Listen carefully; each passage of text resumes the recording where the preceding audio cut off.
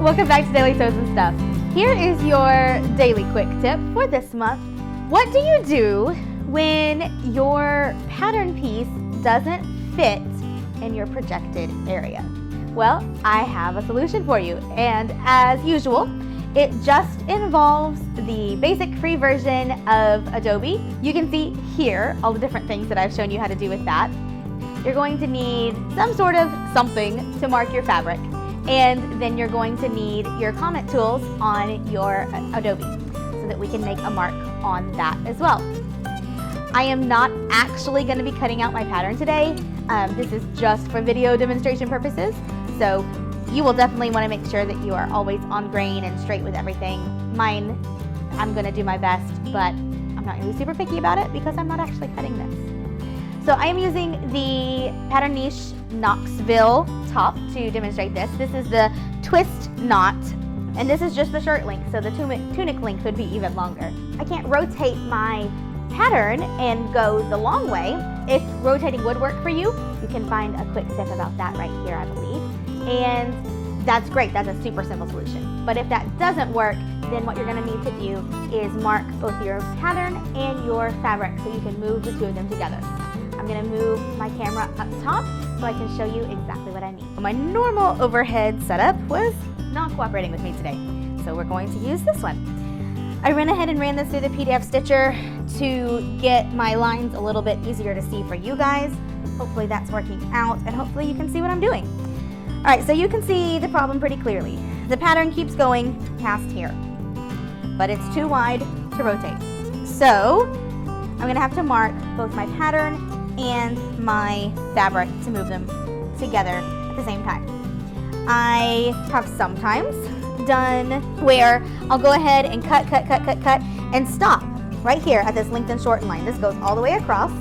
So I could cut the entire top half, stop there, and then just shift my fabric up, or I'm sorry, shift my projection up, and then I would also have to shift my fabric up. I would move my fabric until my cut lines matched up to there. That works when you have something like a curve right here that will help you distinctly line up where you have cut, and when you have something like a lengthen shorten line all the way across a pattern that will help you line things back up. Sometimes you don't have that. Let's say we wanted to connect it just right here. Now we've got this great point on this side, but right here it's a big expanse of straight-ish line, so we won't exactly know where we're lining up. And once we scroll it, we may not be able to line it up with that corner up there because I still have to scroll a little more. There, I'd have to scroll that far. So I wouldn't be able to line it up with that corner up there to know that I've done it properly. If you're going to have to shift your fabric anyways, you might as well just do it from not full screen, because what you're really going to need is the comment tool, and you're not going to be able to access that in your full screen. So, all right. So here's what we're going to do. We're going to cut everything we can see.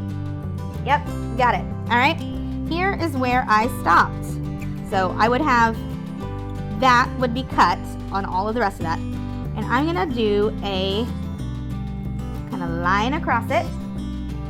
And here, this would be cut. I'm going to do a line across right there. All right. Now, I'm not moving anything yet. I'm going to go get my line tool. And right here, right where I drew my horizontal line with my fabric marking pen, I am going to draw a line with my line tool.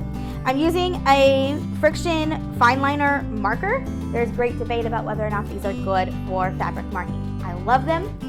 Educate yourself before you decide to use them. If you don't want to use that, you can also use a pen. I can make that mark with my line tool, and then I can just put a pin directly on that line.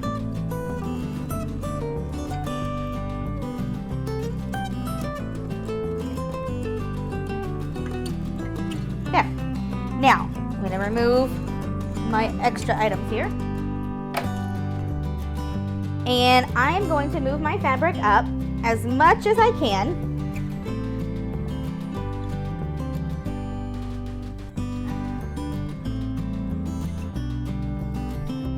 So when I scroll my pattern in a minute, you know, I'm going to only have, these toolbars are going to be in the way for me to see any taller. So I want to make sure that my fabric is stopped right here too.